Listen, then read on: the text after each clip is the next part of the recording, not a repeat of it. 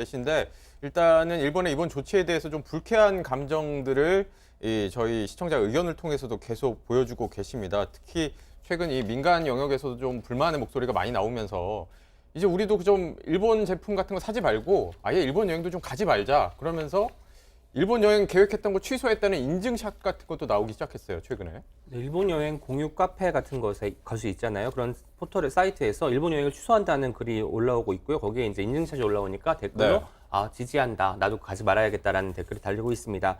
심지어 일본 모든 지역을 여행 금지 구역으로 지정해달라는 청와대 국민청원이 게재되었는데 이틀 만에 2,000명이 넘는 사람이 서명을 했다고 네. 합니다. 근데 양국은 서로 한국이 일본에 가고 일본이 한국에 오는 이런 관광객 수가 가장 많은 나라기 때문에 이것이 어떤 것으로 연결될지 귀추가 주목됩니다. 이 한 연예인이 지금 일본 여행 중에 인증샷을 올렸는데 거기에 대해서도 좀 비난 댓글 같은 것이 막 달리는 현상도 좀 보이더라고요.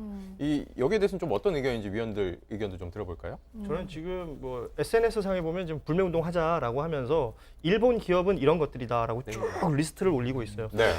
제가 몰랐던 기업들이 일본하고 관련이 이렇게 있는 거구나라는 사실도 새롭게 알게 됐는데 네. 저는 이 실질적인 불매운동으로 이어진다라는 게 뭐 현실적으로 가능할까라는 생각을 할 정도로 굉장히 다양한 분야에 있어서 뭐 이런 업체들이 있던데 저는 굉장히 중요한 부분이 있다고 생각해요. 일본 정부나 정치권에 우리 국민들이 이런 움직임을 가지고 있다라는 것을 보여주는 데 의미가 있다. 네. 앞서 여러 차례 얘기했지만 국내 정치용으로 이 내용을 활용하고자 하는 일본 정치권, 특히 아베 총리에게 한국 국민들이 이런 정서를 가지고 있다는 게 전달이 된다면 그들이 어떤 결정을 하는데도 최소한의 어떤 영향력을 미치지 않을까라는 네. 생각을 가져보는데요. 이런 것들이 우리 국민들이 가만히 앉아서 정치권만 바라보고 아니면 정부나 외교 당국의 어떤 모습만 바라보고 있는 것이 아니라 우리도 이런 움직임이 있다라는 걸 전한다는 것에 굉장히 큰 의미가 있다고 생각을 합니다. 그러니까 정부는 이제 좀 유연하고 이성적으로 대응해 나가고 네. 그리고 시민단체들이 나섰던 시민들이 나서가지고 그걸 좀 강력한 의지를 보여줄 필요가 있거든요. 근데 그런 것도 좀 아쉬운 부분이 있어요. 아까 이제 정부 얘기했는데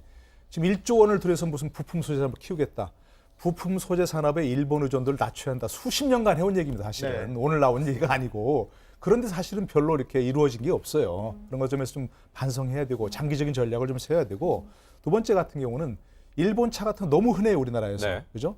그러니까 작년에만 통계를 보니까 지난해 1월부터 11월까지 국내에서 판매된 일본 차가 5만 3천여 대랍니다. 일본에서 판매된 한국 차는 딱 300대랍니다. 300대. 네. 우리나라에서 지금 전 세계에서 팔리는 휴대전화 있죠. 겔땡땡 이런 거 하는데 일본에서는 찾아볼 수가 없어요. 그렇죠. 예, 전혀 안 보입니다.